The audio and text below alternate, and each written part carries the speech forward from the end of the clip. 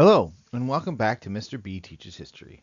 Today we will examine the different plans that were made to reintegrate the former Confederate states back into the Union. While much of the confusion gets put on the death of Lincoln at the hands of the assassin John Wilkes Booth, Congress and President Lincoln would have still quarreled over these plans if he survived. So let's get started. In late 1863, when the Union was on track to win the Civil War, Lincoln proposed a plan that would allow any of the Confederate states to return to the Union when 10% of the voters swore an oath of allegiance. These voters could then draft new state constitutions and governments, but no high-ranking Confederates could receive full pardons. Private property would be protected, but that did not include slaves. It was meant to bring a swift end to the Civil War and entice some states back into the Union. Louisiana is the only one who took the bait in 1864. Radical Republicans in Congress thought that Lincoln's plan was too lenient on the Southerners and the seceded states.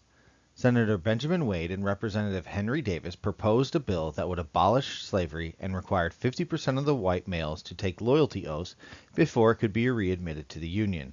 Then they could participate in writing new state constitutions. It passed Congress easily due to a large Republican majorities in both houses, but President Lincoln killed the bill with a pocket veto, and the Congress never overrode it.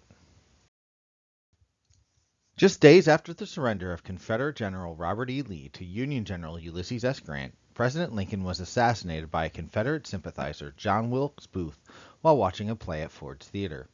This was a part of a larger plot to kill the high-ranking officials in the administration so that the war could continue. Most of the plot failed, and the hopes of a Confederate resurgence ended with Lincoln's death. Those sympathetic to the Confederate cause had accepted the defeat and turned against Booth.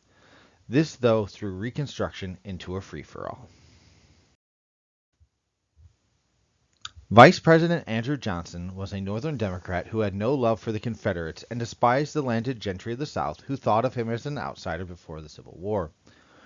For those reasons, it is unsure why he chose to act so lenient towards them in his plans for Reconstruction. Johnson followed Lincoln's plan, but Confederate leaders could apply for a pardon from the president and over 13,000, including former Confederate President Jefferson Davis. These former Confederates soon found their way into the U.S. Congress with the elections of 1866, but the radical Republicans refused to seat them. Congress then moved forward with their own plans for Reconstruction. In response to President Johnson's extreme leniency to former Confederates and their attempt to join Congress in 1867, Congress took over the plans for Reconstruction. These acts placed the former Confederate states under U.S. military occupation. Before the Confederate states could rejoin the Union, they had to have a new constitution approved of by a majority of voters, including African Americans. The states also had to ratify the 13th and 14th Amendments. Many of them were passed over President Johnson's veto. Congress even went so far as to strip the Supreme Court of their appellate jurisdiction on these laws. But the Supreme Court dismissed cases related due to a lack of jurisdiction, securing the Congress's role in the Reconstruction. President Johnson and the radical Republicans in Congress could not agree on many actions regarding Reconstruction. Johnson would veto many pieces of legislation meant to help integrate former slaves as citizens, and Congress would override those vetoes. Johnson went so far to remove members of President Lincoln's cabinet.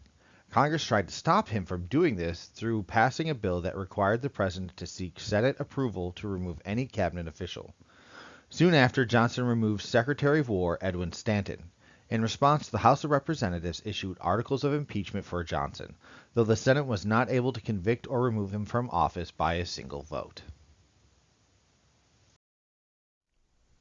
If you have any questions, comments, concerns, or clarifications you would like to make about this lecture, please leave a comment below.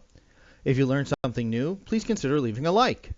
If you would like to receive notifications of more content like this, please consider subscribing and ringing the notification bell. If you would like to support this channel and creator financially, please check out the links in the description for merchandise or sites that will provide me direct financial support for the work of this channel.